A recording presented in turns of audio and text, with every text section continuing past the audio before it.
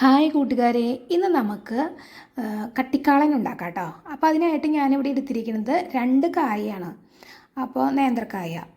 അപ്പോൾ 2 കായ മതി നമുക്ക്. ഇതിൽ കട്ടിക്കാളനൊന്നും അധികം കുറേ കഷ്ണമൊന്നും നമുക്ക് വേണ്ട കേട്ടോ.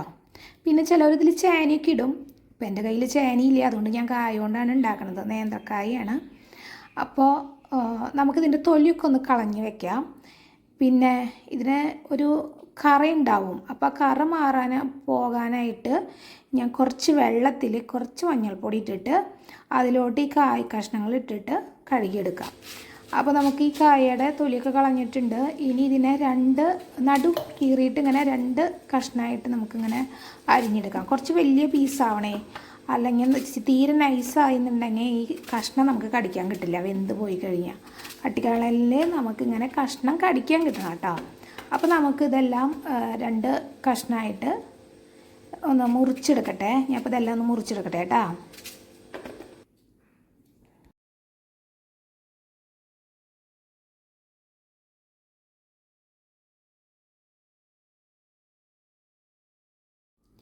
പിന്നെ ഇപ്പോൾ ഓണം സീസണല്ലേ, അപ്പോൾ ഓണത്തിന് നമുക്ക് നേരത്തോടെ തന്നെ ഇത് ഉണ്ടാക്കാം. 2 ദിവസം മുന്നൊക്കെ തന്നെ ഉണ്ടാക്കി വയ്ക്കാം.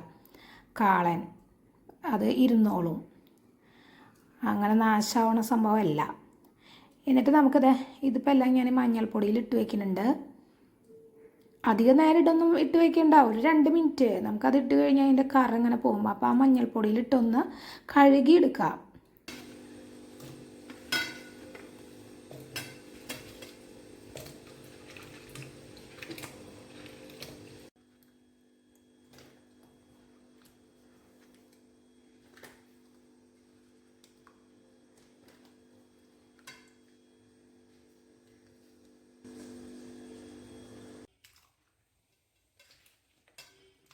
ഞാൻ ഒരു പ്രാവശ്യം കഴുകിയെടുത്തു. ഇനി വേറെ നല്ല വെള്ളത്തിൽ വീണ്ടും ഒന്ന് കഴുകിയെടുക്കുന്നുണ്ട്. അപ്പോൾ ഇതിൻ്റെ കറയൊക്കെ പോയിട്ടുണ്ട്. നമുക്ക് പിടിക്കുമ്പോൾ തന്നെ അറിയാൻ പറ്റും, അല്ലെങ്കിൽ നമ്മുടെ കയ്യിലൊക്കെ അതായിട്ട് ഒരു ഇതാവും.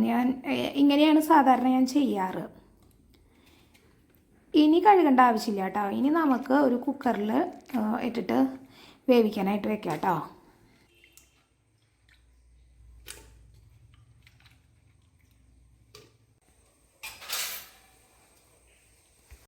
അപ്പോൾ ഞാൻ ഇതെല്ലാം കുക്കറിൽ എടുത്തിട്ടുണ്ട് കഷ്ണങ്ങൾ. ഇനി നമുക്ക് ഇതിലേക്ക് കുറച്ച് കുരുമുളക് പൊടി ഇടാം. ഒരു 1/4 ടീസ്പൂണൊക്കെ കുരുമുളക് പൊടി ഇടാം. പിന്നെ നമ്മൾ പച്ചമുളക് ചേർക്കുന്നുണ്ടല്ലോ തേങ്ങയുടെ കൂടെ. അപ്പോൾ ഞാനിവിടെ ഇത്രയൊക്കെ ഇടുന്നുള്ളൂ. പിന്നെ ആവശ്യത്തിന് ഉപ്പ്, കുറച്ച് ഉപ്പിട്ട് കൊടുത്താൽ മതി. ആദ്യം തന്നെ കുറേ ഉപ്പിടണ്ട, നമുക്ക് ഉപ്പൊക്കെ നോക്കിയിട്ട് പിന്നെ പാകത്തിന് ഇടാമല്ലോ. പിന്നെ കുറച്ച് മഞ്ഞൾപ്പൊടി ഇട്ട് കൊടുത്തിട്ടുണ്ട്. ഒരു 1/2 ടീസ്പൂണോളം മഞ്ഞൾപ്പൊടി ഇട്ട് കൊടുത്തിട്ടുണ്ട്. ആവശ്യത്തിന് വെള്ളം, അതായത് കായ വേവാനുള്ള വെള്ളം ഒഴിച്ചു കൊടുത്തിട്ടൊക്കെ ഒന്ന് ഇളക്കിയിട്ട് നമുക്ക് കുക്കറിൽ വേവിക്കാനായിട്ട് വെക്കാം കേട്ടോ. ഇത് വെള്ളം പോരാ, അപ്പം ഞാൻ കുറച്ചും കൂടി ഒഴിച്ചു കൊടുക്കുന്നുണ്ട്. ഒന്ന് കായ മുങ്ങി കിടക്കണം, ഇല്ലെങ്കിൽ ഇതൊക്കെ അടിപിടിക്കും. അടിപിടിച്ച് അതിൻ്റെ ടേസ്റ്റ് പോവും.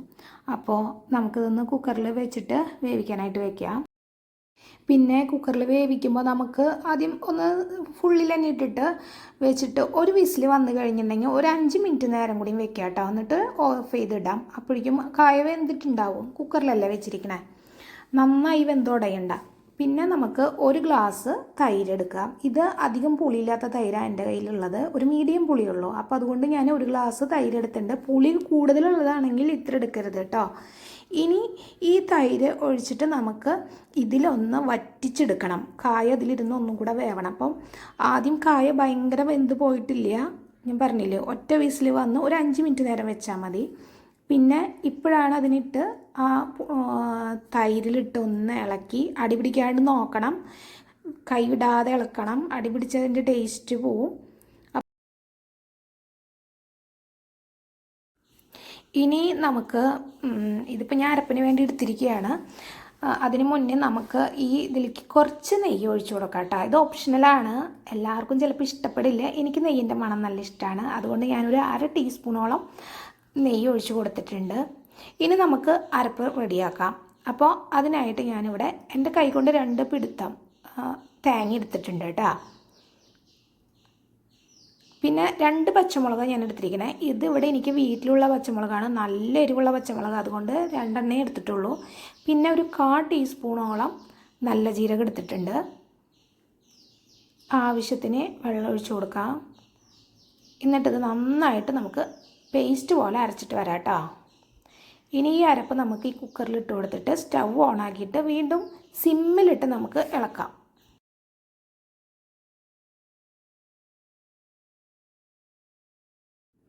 അപ്പോൾ നമുക്ക് ഈ അരപ്പ് ഒന്ന് വേവുന്ന വരെ നമുക്കൊന്ന് ഇളക്കി കൊടുക്കാം കേട്ടോ. സിമ്മിലിട്ടിട്ട് വേണം ചെയ്യാൻ. അപ്പോൾ ഒരു 5 മിനിറ്റ് നേരമൊക്കെ വെച്ചാൽ വെന്ത് കിട്ടും. അത് കഴിഞ്ഞ് ഇതായി പൊട്ടിത്തെറിയണണ്ട. ഇപ്പോൾ ഇത് വെന്തിട്ടുണ്ട്. ഒരു 5 മിനിറ്റ് നേരം വെച്ചിട്ടുണ്ട്. ഇനി നമുക്കിതിലോട്ട് കാച്ചി ഒഴിക്കാവുന്നുള്ളൂ. അപ്പോൾ അതിനായിട്ട് ഞാനൊരു ചട്ടി അടുപ്പത്ത് വെച്ചിട്ടുണ്ട്. ഇനി ചട്ടി ഒന്ന് ചൂടായി വരുമ്പോൾ നമുക്ക് കുറച്ച് വെളിച്ചെണ്ണ ഒഴിച്ചു കൊടുക്കാം കേട്ടോ.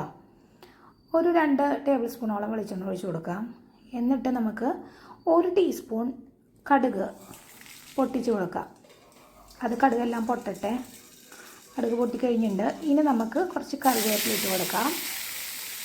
അപ്പോൾ അത് കഴിഞ്ഞിട്ട് നമുക്ക് 2-3 വറ്റൽമുളക് അതൊന്ന് പൊട്ടിച്ചിട്ട് ആദ്യം ഇട്ട് കൊടുക്കാം. പിന്നെ ഒരു 1/4 ടീസ്പൂണോളം ഉലുവ അതും ഒന്ന് ഇട്ടിട്ട് ഒന്ന് നന്നായി ഇളക്കി കരിയാതെ ഒന്ന് ഇളക്കിയിട്ട് അതൊക്കെ ഒന്ന് മൂത്ത് വരില്ലേ. ഇതൊക്കെ തീ സിമ്മിലിട്ട് ചെയ്യണേ.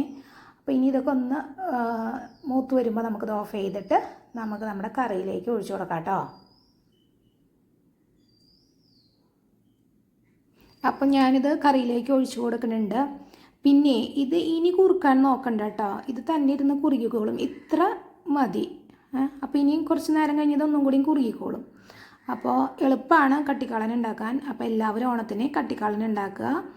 അപ്പോൾ എല്ലാവർക്കും ഓക്കെ, ബൈ, താങ്ക് യു.